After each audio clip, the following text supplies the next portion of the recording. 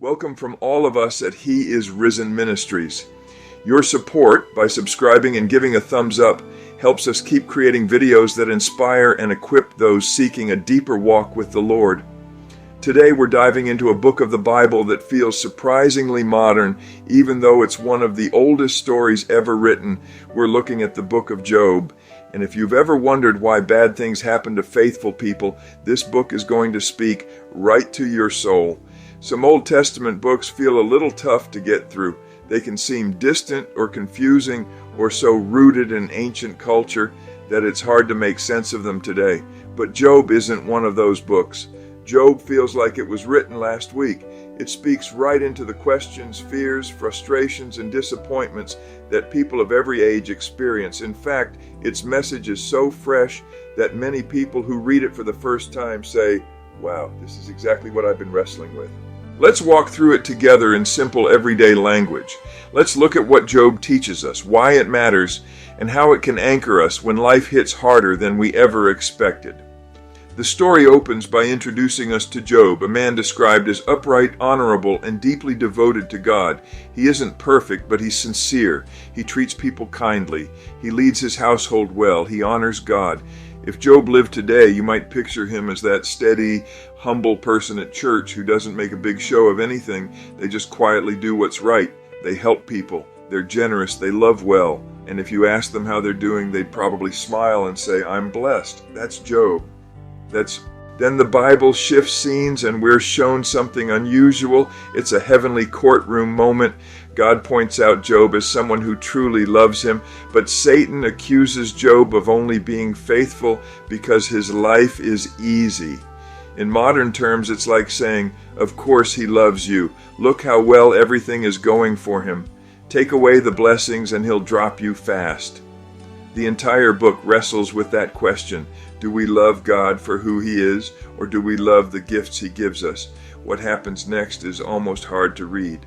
Job loses nearly everything: his wealth, his livelihood, his servants, his animals, and then, in a heartbreaking moment, all his children. One messenger after another brings devastating news. It's like watching someone's world collapse in a single day. And Job grieves deeply, honestly. But he doesn't turn away from God. He mourns, but he worships. He cries, but he doesn't curse God. He says those famous words we still hear thousands of years later. "The Lord gave, and the Lord has taken away. Blessed be the name of the Lord." Then comes another wave of suffering. Job loses his health. Painful sores cover his entire body.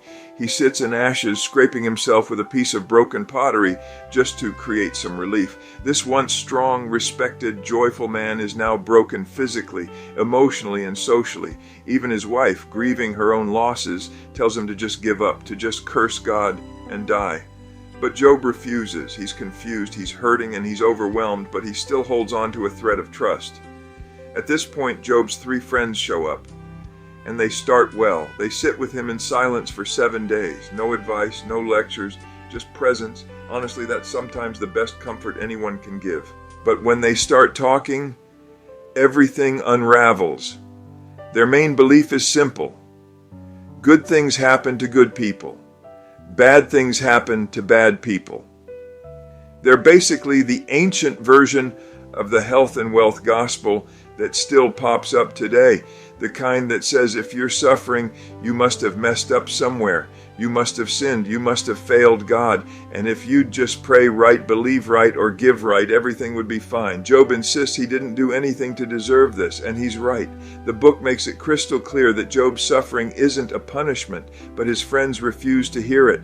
They argue back and forth with Job for dozens of chapters. Job keeps saying, "I don't understand why this is happening." His friends keep saying, "It happened because you're guilty." Many of us know what it feels like to have people misjudge our storms. Maybe you faced a health battle. Maybe your marriage fell apart. Maybe you lost a job. Maybe you're dealing with anxiety or depression, and someone made you feel like it was your fault, like God must be upset with you. Maybe you've even wondered that yourself. Job reminds us that this thinking is not only wrong, it's dangerous. It can distort how we see God. It can make us think we're alone or abandoned or unloved when we're actually right in the center of God's care. Eventually, Job cries out to God, not in rebellion, but in raw honesty. He asks the questions many of us are afraid to ask. Why is this happening? Where are you? What did I do? Will you answer me? Job isn't disrespectful, but he's real, and God is big enough to handle that honesty. Then God finally speaks, not with a simple explanation, not with a checklist of reasons. Instead, God reminds Job of who he is.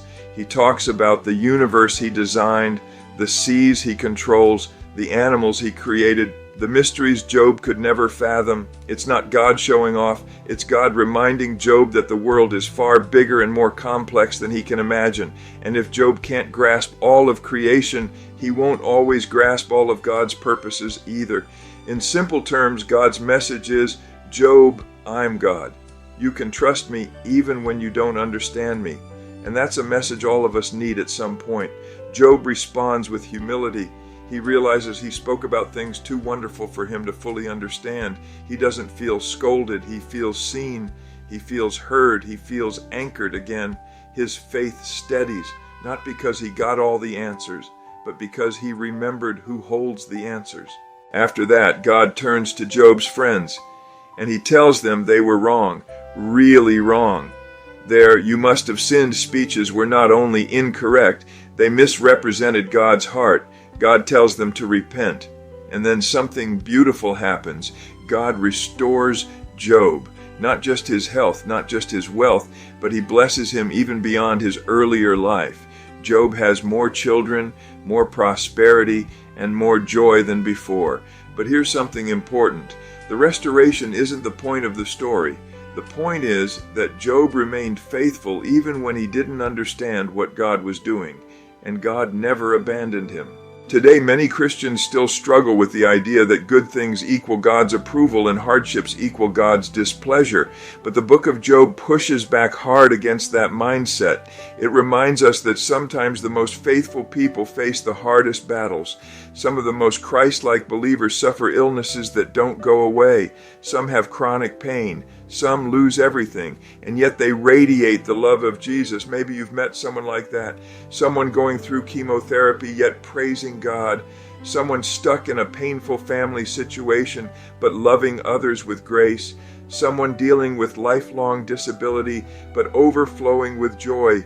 These people are powerful magnets for God's glory because they show a hurting world what faith looks like when life doesn't make sense. And their example reminds us that our ultimate goal isn't comfort, it's not ease, it's not collecting blessings or living a smooth, peaceful life. Our goal is to glorify God even when our voice trembles, even when the prayer doesn't get answered the way we hoped, even when the mountain doesn't move. The book of Job gives us permission to feel deeply, to ask questions, to experience grief without shame, and at the same time, it invites us to trust a God who is bigger, wiser, kinder, and closer than we realize. If you're in a season of loss or sickness or confusion or waiting, Job reminds you that hardship isn't a sign of failure. You're not being punished. You're not forgotten. God sees you. God hears your cries. God walks with you in the dark, and He will be faithful to you, even when the outcome looks nothing like you expected. Think about Job sitting in the ashes. He had no idea what God was doing behind the scenes. He couldn't see the heavenly conversation that started everything. All he knew was pain, but God was moving the entire time. And He's moving in your life too, even in the parts that don't make sense. So here's today's encouragement. Hold on to God's character when you can't see His purpose. Stay faithful in the tension. Trust that He is still writing your story, and let your life, even in struggle, be a beacon that draws others to Him. Thank you for spending this time with us today. If this message encouraged you, share it with someone who might need a reminder that God is still at work even in the hardest seasons. We're honored to walk this journey of faith with you. Got a question you'd like us to explore in a future video? Drop it in the comments below. We'd love to hear from you. For now, rest in the knowledge that the one who loved you first has already prepared a place for you in His eternal family, and may His voice ring clearly and powerfully this very day.